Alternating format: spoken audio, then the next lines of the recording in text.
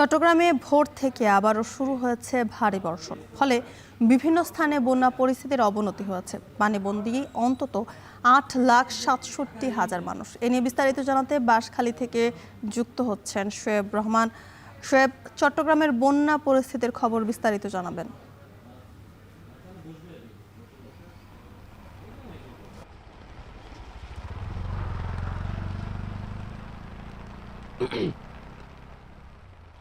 জ্যোতিকা, চট্টগ্রামে ভোর থেকেই টানা বর্ষণ শুরু হয়েছে এবং টানা বর্ষণের ফলে কিন্তু বিভিন্ন জায়গাতে পানি বাড়তে শুরু করেছে। বিশেষ করে গতকাল সারা দিনভর তেমন খুব বেশি বৃষ্টি হয়নি, তবে আজ ভোর থেকে বৃষ্টি হওয়ার কারণে কিন্তু পানি বাড়তে শুরু করেছে। গতকাল যে সকল এলাকায় গলা সমান পানি থেকে নেমে কোমর সমান বা গোড়ালি সমান চলে এসেছিল পানি, সেখানে কিন্তু আবারও ধীরে ধীরে পানি বাড়তে শুরু করেছে। আমরা এই মুহূর্তে রয়েছি বাঁশখালীতে এবং বাঁশখালীর 1 নং ইউনিয়নে রয়েছে। সেই 1 নং ইউনিয়নের কিন্তু আমরা বিভিন্ন জায়গাতে ঘুরে দেখলাম এবং এখানকার স্থানীয় জনতা যারা রয়েছেন তাদের সাথে কথা বলে দেখলাম যে বিভিন্ন জায়গাতে গতকাল কিন্তু পানি একেবারে নেমে গিয়েছিল, কিন্তু সেই সকল এলাকাগুলোতে আবারও পানি বাড়তে শুরু করেছে ধীরে ধীরে। এবং এখন পর্যন্ত চট্টগ্রামের এই বন্যায় কিন্তু 8,67,000-এর বেশি মানুষ বিভিন্নভাবে ক্ষতিগ্রস্ত হয়েছেন, অর্থাৎ বন্যায় পানিবন্দী হয়ে পড়েছেন কিংবা পাহাড় ধসে ঘরবাড়ি ভেঙে গিয়ে ক্ষতিগ্রস্ত হয়েছেন। এবং এর পাশাপাশি প্রায় 292 কিলোমিটার সড়ক কিন্তু পানিতে তলিয়ে গেছে। এবং তার পাশাপাশি যদি বলি যে চট্টগ্রামের যেই দক্ষিণের অঞ্চলগুলো রয়েছে, বিশেষ করে সাতকানিয়া, বাঁশখালী এবং চন্দনাইশ, এই সকল এলাকায় কিন্তু বিভিন্ন জায়গাতেই কিন্তু মাছের ঘের রয়েছে। সেখানে মাছ চাষের জন্য এই জায়গাগুলো কিন্তু বেশ প্রসিদ্ধ। সেই জায়গাগুলোতে বিপুল পরিমাণ মাছ কিন্তু এই সকল ঘের, পুকুর কিংবা জলাশয় থেকে বের হয়ে গেছে, যার আনুমানিক ক্ষতি ধারণা করা হচ্ছে সাধারণভাবে বা প্রাথমিকভাবে যে শত কোটি টাকার মতো মাছের ক্ষেত্রে ক্ষতি হয়েছে। এবং চন্দনাইশ, সাতকানিয়া, বাঁশখালী এইসব জায়গাগুলোতে কিন্তু বিভিন্ন ধরনের সবজি এবং ফসল আবাদ হয়, সেগুলোও কিন্তু বিভিন্ন জায়গাতে পানিতে তলিয়ে গিয়েছে। কৃষি এবং মৎস্য খাতে সেই যে ক্ষতি, সেটি শত কোটি টাকার উপরে কিন্তু ক্ষতি হয়েছে বলে প্রাথমিকভাবে ধারণা করা হচ্ছে। তবে এখনও পর্যন্ত যেহেতু বিভিন্ন জমি, ফসলি ক্ষেত এবং সেই সাথে মাছের ঘের পানিতে তলিয়ে আছে, পানি নামার পরে প্রকৃত যে ক্ষয়ক্ষতি সেটি তখন প্রকৃতভাবে নিরূপণ করা সম্ভব হবে বলে কিন্তু স্থানীয় প্রশাসন জানাচ্ছেন।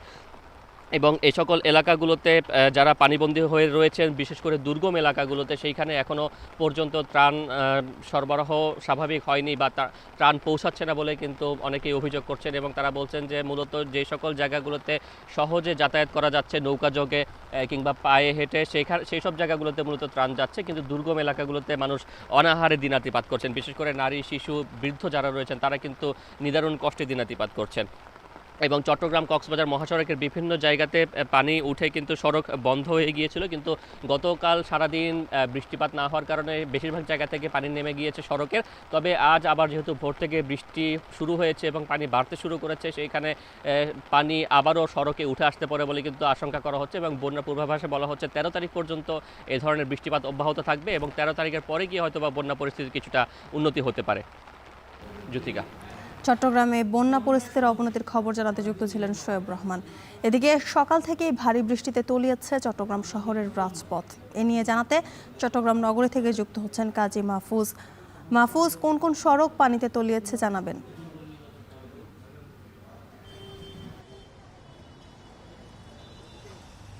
যদিকা গতকালকে চট্টগ্রাম নগরীতে বৃষ্টিপাতের পরিমাণটা কম ছিল, ফলে নগরীর যে অলিগলিতে প্রায় সময় পানি ওঠে, সেখানে আমরা গতকাল তেমন বেশি পানি দেখিনি। তবে আজ ভোর রাত থেকেই মূলত ভারী বৃষ্টি হয়েছে এবং সকালেও দেখেছি বৃষ্টি হয়েছে। সেই বৃষ্টির কারণে চট্টগ্রামের যে নিচু এলাকাগুলো আছে, বিশেষ করে চকবাজার, কাতালগঞ্জ, আগ্রাবাদের কিছু অংশ, হালিশহর, সেখানে কিন্তু অধিকাংশ অলিগলিতে পানি উঠেছে। তবে এখন থেকে পানি নামতেও শুরু করেছে। প্রায় 1 ঘন্টা ধরে বৃষ্টি নেই, ফলে পানি নামতে শুরু করেছে। বিশেষ করে আজকে সপ্তাহের প্রথম কর্মদিবস, বিশেষ করে অফিসগামী কর্মক্ষেত্রে যাওয়া মানুষ, তাদেরকে কিন্তু বেশ ভোগান্তির মধ্যে পড়তে হয়েছে সকাল থেকে। সেই দৃশ্যগুলো আমরা দেখেছি। এখনও কিন্তু যে সকল অলিগলিতে পানি রয়েছে, সেখানে কর্মক্ষেত্রে যাওয়া মানুষগুলোকে বেশ ভোগান্তির মধ্যে পড়তে হচ্ছে। স্কুল কলেজের শিক্ষার্থীরাও কিন্তু ভোগান্তির মধ্যে পড়েছে। আমরা দেখি যে চট্টগ্রামের জলাবদ্ধতা তৈরি হলে কিন্তু বিশেষ করে ছোট ছোট যে বাহনগুলো আছে, রিক্সা থেকে শুরু করে সিএনজি, তাদের ভাড়াও দ্বিগুণ হয়ে যায়। আজকেও আমরা সেই দৃশ্য দেখছি। অনেকে অভিযোগ করছেন যে গলিতে পানি ওঠার থাকার কারণে দ্বিগুণ ভাড়া নিচ্ছেন রিক্সা চালকরা এবং সিএনজি চালকরা, আর এই দ্বিগুণ ভাড়া দিয়েই মূলত তাদেরকে গন্তব্যে যেতে হচ্ছে। চট্টগ্রামের যে আসলে জলাবদ্ধতা, এটি নতুন কোনো বিষয় নয়। বৃষ্টি হলে জলাবদ্ধতা সৃষ্টি, সেটি কিন্তু চট্টগ্রামের প্রতিনিয়ত আমরা দেখে থাকি। এবং জলাবদ্ধতা নিরসনের জন্য চট্টগ্রাম উন্নয়ন কর্তৃপক্ষ, পানি উন্নয়ন বোর্ড, সিটি কর্পোরেশন তারা দীর্ঘদিন ধরে মেগা প্রকল্প বাস্তবায়ন করছে। আমরা তার মধ্যে দেখেছি যে প্রায় 14,000 কোটি টাকার 3টি প্রকল্পর কাজ চলমান রয়েছে। এর মধ্যে আমরা সিডিএর মাধ্যমে যেটি জানতে পেরেছি, সবচেয়ে তারা বড় মেগা প্রকল্প বাস্তবায়ন করছে।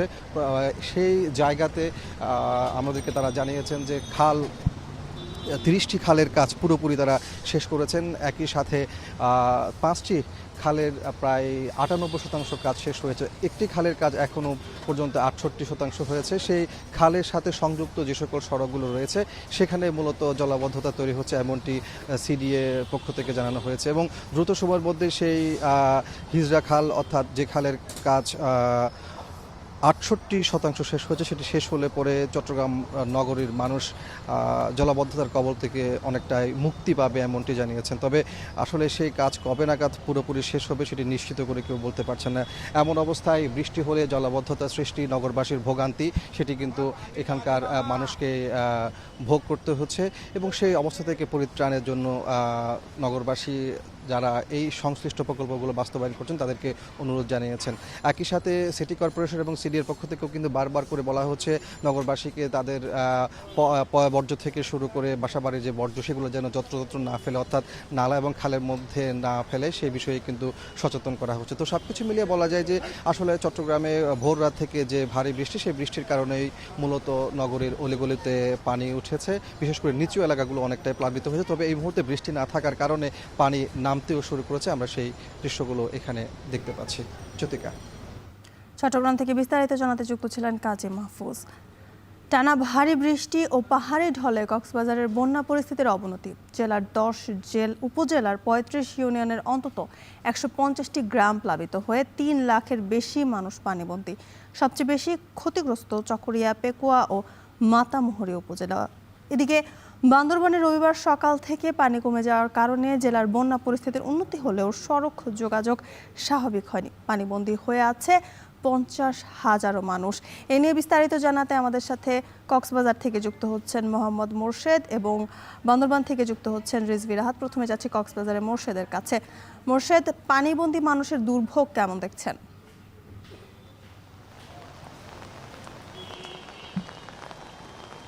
যদিকা শুরুতে বলে রাখি, কক্সবাজারের গত 24 ঘন্টায় 115 মিলিমিটার পর্যন্ত বৃষ্টিপাত রেকর্ড করা হয়েছে। আমরা যতটুকু খবর নিয়েছি, চকরিয়া, পেকুয়ায় বন্যার পানি কিছুটা কমতে শুরু করেছে, কিন্তু মানুষের দুর্ভোগ কিন্তু কমছে না।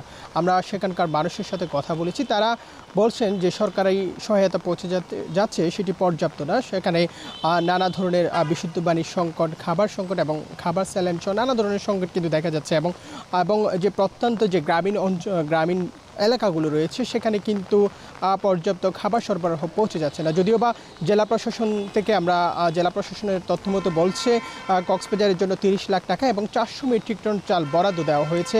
এবং গতকালও আমরা দেখেছি জেলা প্রশাসন চকরিয়া, পেকুয়াতে ছুটে গিয়েছিলেন এবং ত্রাণ সামগ্রী বিতরণ করতে আমরা দেখেছি এবং সেখানকার মানুষের খোঁজখবর নিয়েছে। এবং যদি একটু বলতে হয়, কক্সবাজারের মানুষরা বলছেন গত 15-20 বছর পরে এমনই ভয়াবহ বন্যার ঘটনা ঘটেছে। সেক্ষেত্রে এখানকার যারা পরিবেশবিদ আছেন, সচেতন মহল আছেন, তাদের সাথে আমরা কথা বলেছি। তারা বলছেন যে পাহাড় কাটা, নদী দখল সহ সুইচ গেট সঠিক সময়ে খুলে না দেওয়ার কারণে এমন বন্যা পরিস্থিতি দেখা দিয়েছে। অন্যদিকে মায়ানমারের যে সীমান্তবর্তী এলাকা আছে সেখানেও পাহাড়ি ঢল নামার কারণে বান্দরবন এবং নাইক্ষ্যংছড়ি সীমান্ত বা মাতামুহুরী দিয়ে পানি প্রবেশ করার কারণে চকরিয়া, পেকুয়াতে এমন বন্যা পরিস্থিতি দেখা দিয়েছে। আমরা সেই খবরটি পেয়েছি। এবং চকরিয়া, পেকুয়ার যদি কথা বলতে হয়, সেখানকার মানুষরা খুবই সংকটে আছেন, খুবই নানাভাবে দুর্ভোগে আছেন। সেটি আমরা আপনাদেরকে গত কয়েকদিন ধরে দেখানোর চেষ্টা করছি। এবং সবচেয়ে রামু, চকরিয়া, পেকুয়া, মাতামুহুরী সহ সেখানকার এলাকাগুলো, বিস্তীর্ণ এলাকাগুলো প্লাবিত হয়েছে এবং সেখানে পানি কমতে শুরু করলেও দুর্ভোগ কিন্তু কমছে না। তাদের সাথে আমরা কথা বলেছি, তারা বলছেন পানি কমে গেলেও বন্যা পরিস্থিতি স্বাভাবিক হলেও বন্যার পরে যে রোগবেলায় নানা ধরনের নানা ধরনের অসুখ ছড়িয়ে পড়বে এমন একটি কথা বলছেন সেখানকার মানুষরা। সেক্ষেত্রে তারা প্রশাসন ও যারা মানবিক মানুষ আছেন তাদেরকে আহ্বান জানিয়েছেন তাদের এমন দুঃসময়ের পাশে যেন মানুষের পাশে দাঁড়ায়, এমনটি তারা বলছেন। এবং আরেকটি বিষয় আপনাদেরকে জানিয়ে রাখি, কক্সবাজারে গতকাল শনিবার রাতে পাহাড় ধসে আবারও এক গৃহবধূর মৃত্যু হয়েছে এবং আমরা যতটুকু জেনেছি শনিবার 10টায় রান্না করার সময় পাহাড় ধস হয়, সেক্ষেত্রে মাটি চাপা পড়ে এক গৃহবধূ মৃত্যু হয়েছে। ফায়ার সার্ভিসরা দ্রুত ঘটনাস্থলে গেলে তাকে মাটির নিচ থেকে উদ্ধার করা হয়, এমনটি আমরা জানতে পেরেছি। সব মিলিয়ে বন্যার সার্বিক পরিস্থিতি যদি বলতে হয়, কক্সবাজারে যেহেতু বৃষ্টি কিছুটা কমেছে এবং গত 24 ঘন্টায় 115 মিলিমিটার পর্যন্ত বৃষ্টিপাত রেকর্ড করা হয়েছে। যদি বৃষ্টি বাড়ে তবে বন্যা পরিস্থিতি আরও অবনতি হতে পারে, তবে এখনও পর্যন্ত পানি কিছুটা কমতে শুরু করেছে। এবং আরেকটি সবচেয়ে বড় তথ্য আপনাদেরকে জানিয়ে রাখি, যদি পাহাড়ি ঢল নামে তাহলে হচ্ছে বন্যা পরিস্থিতি অবনতি হয়, যদি পাহাড়ি ঢল না নামলে বন্যা পরিস্থিতি কিছুটা উন্নতির পথে যেতে পারে। সচরাচর ভারী বৃষ্টি হলেই কিন্তু বন্যা হয় না। সেক্ষেত্রে আমরা যে বিষয়টি জানতে পেরেছি, সচেতন মহল, পরিবেশবিদ সহ নানা সংশ্লিষ্টদের সাথে আমরা কথা বলেছি কেন এমন বন্যা চকরিয়া, পেকুয়া, রামু, ঈদগাহ সহ মহেশখালী সহ নানা জায়গায় কেন এমন বন্যা হয়েছে। সেক্ষেত্রে তারা বলছেন পাহাড়ি ঢল, নদী দখল, তারপর পরিবেশ দূষণ সহ জলবায়ু পরিবর্তন এবং অন্যদিকে যে সুইচ গেট আছে সেটি সঠিকভাবে খুলে না দেওয়ার কারণে এমনটি ঘটনা ঘটেছে এবং নদীর পানি নদীতে যেতে পারছে না। সেক্ষেত্রে মানুষের ঘর বাড়ির উপর দিয়ে চলে যাচ্ছে। সেক্ষেত্রে সবচেয়ে যখন পাহাড়ি ঢল নামে সেক্ষেত্রে সবচেয়ে বেশি বন্যা পরিস্থিতি দেখা দেয়, এমনটি আমরা জানতে পেরেছি। এবং সবচেয়ে আরেকটি গুরুত্বপূর্ণ বিষয় হচ্ছে চকরিয়া, পেকুয়াতে যে জেলা প্রশাসনের পক্ষ থেকে নানাভাবে সহায়তা পৌঁছে যাচ্ছে। আমরা কথা বলেছি, নানা সংশ্লিষ্ট মহলের সাথে কথা বলেছি, তারা চেষ্টা করছেন দুর্যোগ মোকাবেলায় সব ধরনের প্রস্তুতি আগে থেকেই রাখা হয়েছিল। এবং কক্সবাজারে যদি বলি, গত 24 ঘন্টায় 115 মিলিমিটার পর্যন্ত বৃষ্টিপাত রেকর্ড করা হয়েছে। জ্যোতিকা, এই ছিল সর্বশেষ। এবার চলে যেতে চাই বান্দরবানে আমাদের আরেকজন সহকর্মীর কাছে। রিজভি, সড়ক যোগাযোগ স্বাভাবিকে প্রশাসনের কোনো উদ্যোগ দেখতে পাচ্ছেন কিনা?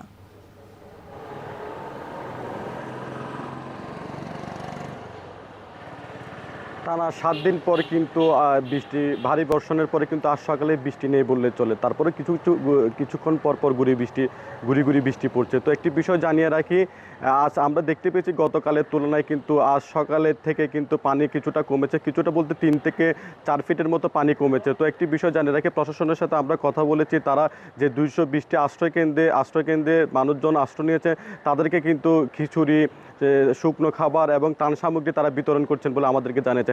এছাড়া আমরা দেখতে পেয়েছি আর্মিপাড়া, ইসলামপুর, হাফেজগোনা, বালাঘাট এলাকার যেসব নিম্নাঞ্চলগুলো প্লাবিত হয়েছে সেখানেও কিন্তু প্রশাসনের পক্ষ থেকে কিন্তু ত্রাণ সহায়তা দেওয়া হচ্ছে। তো একটি বিষয় জানিয়ে রাখি, পানি কমতে শুরু করলে কিন্তু যোগাযোগ ব্যবস্থা সড়কগুলো কিছুটা সড়ক এখনও বন্ধ রয়েছে। বিশেষ করে বান্দরবান থেকে রংছড়ির যে সড়কটি রয়েছে সেখানে পানি থাকার কারণে কিন্তু সড়কটি এখনও সচল হয়নি। তো গতকাল বান্দরবান রাঙ্গামাটি সড়কে একটি ব্রিজ ধসে পড়ে যাওয়ার পর কিন্তু সড়কটি এখনও বিচ্ছিন্ন রয়েছে, যার কারণে এই সড়কটি তো কিন্তু কোনো যানবাহন সকাল থেকে চলছে না। তো আরেকটি বিষয় জানিয়ে রাখি, বান্দরবান চট্টগ্রামের সড়কের যে বাজাইলিয়া স্থানে যে পানি ওঠার কারণে কিন্তু সড়কটি আজ 3 দিন ধরে কিন্তু বন্ধ রয়েছে। তো আমরা জানতে পেরেছি কিছুটা পানি কমলে কিন্তু এখন সকাল থেকে কিন্তু ওই এলাকাতে কিন্তু এখনও যানবাহন চলছে না। তো আমরা এখানে প্রশাসনের সাথেও কথা বলেছি, তারা আমাদেরকে জানিয়েছেন সড়কগুলো চালু রাখার জন্য তারা চেষ্টা চালিয়ে যাচ্ছেন। বিশেষ করে সেনাবাহিনী এবং বিজিবি কিন্তু রুমা, রংছড়ি, থানসি কিন্তু যেসব স্থানগুলোতে কিন্তু পাহাড় ধস হয়েছে সেসব এলাকাতে কিন্তু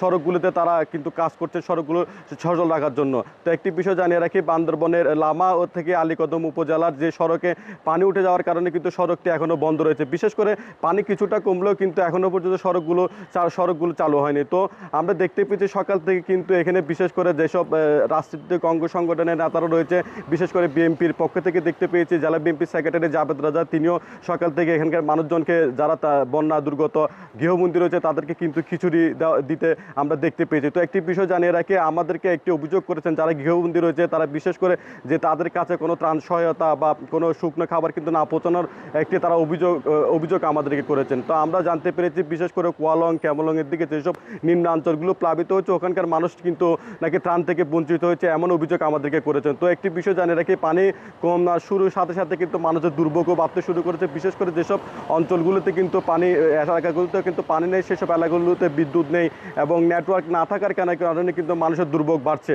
তো পানি কমার সাথে সাথে মানুষের দুর্ভোগের চিহ্ন এবং ক্ষয়ক্ষতির চিহ্ন কিন্তু আস্তে আস্তে ফুটে উঠছে।